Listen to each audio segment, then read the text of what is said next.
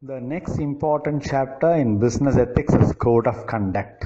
What is a code of conduct? It is also called as code of ethics.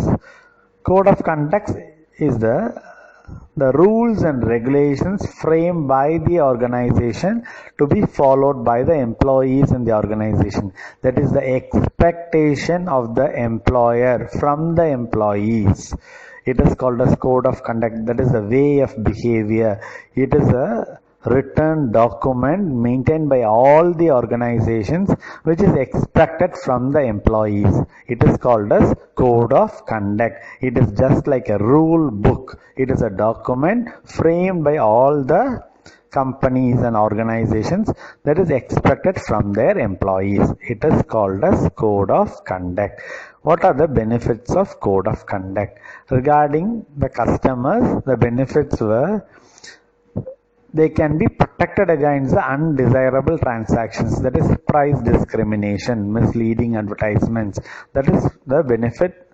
Because of code of conduct, they are enjoying these benefits. Next, for employees, they can easily distinguish what is ethical and what is unethical from the rule book.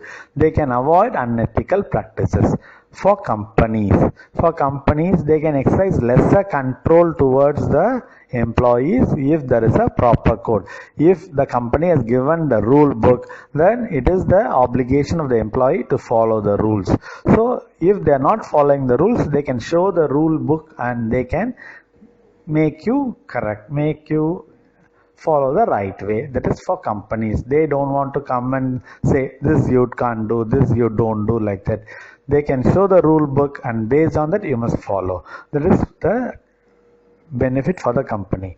Next, for industries, if there is a rule book, if there is a proper code of conduct, there will be healthy competition among the industries. So that is the benefit of code of conduct in case of industries, which leads to social responsibility of the industries. Next, to the society.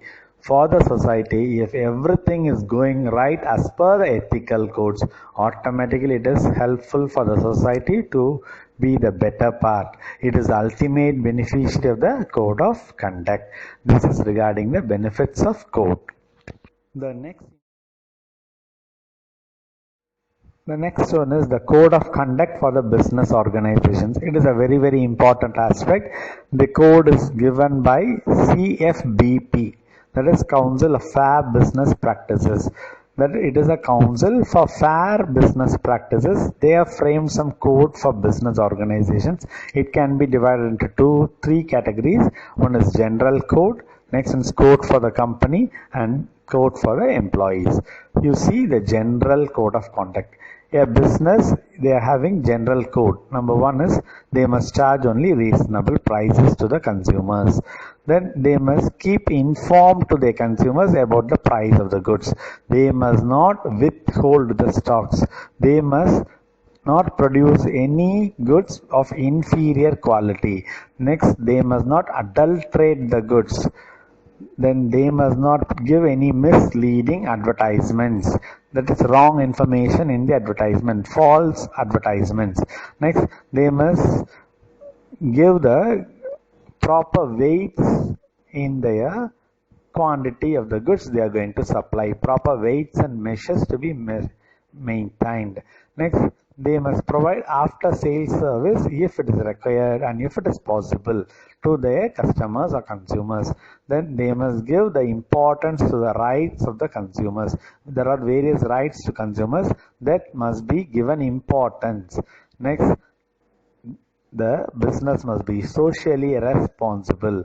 Then they must not smuggle any goods. Then they must provide the warranty offered by them to their consumers. This is regarding the general code of conduct towards the customers. Next one is code of conduct for the company. Company, what is the code of conduct? To engage in activities which is beneficial to the national interests of the country. That they must engage themselves in various activities which is beneficial to the society. Then they must be transparent in their accounting and finance. That they must disclose their true statement of affairs. They must disclose their true state of affairs in case of their accounts. Then they must avoid unfair trade practices. They must not adulterate the goods like that. It is called as unfair trade practice. Next, they must not indulge in any illegal payments, that is bribery, giving bribe, taking bribe like that. Then they must comply with the environmental protection rules and regulations, that they must not affect the environment because of their business. Then they must be a good corporate citizen, and they must assist in the improvement of the quality of life to the society. This is regarding code of conduct for the company. Next one is the code of conduct for the employees. This is regarding the employee. What is the code to be followed by the business organization? Conduct the employee with high professional and ethical standards, that they must not exploit the employees. They must give respect and take respect. Then fair and transparent with the employees. They must be treat the employees, there must be a fair treatment to the employees, and they must disclose all the things to the employees properly. Then they must encourage whistleblowing. Whistleblowing, it is a process by which the person brings to light the wrong actions going on in the business to the outside world.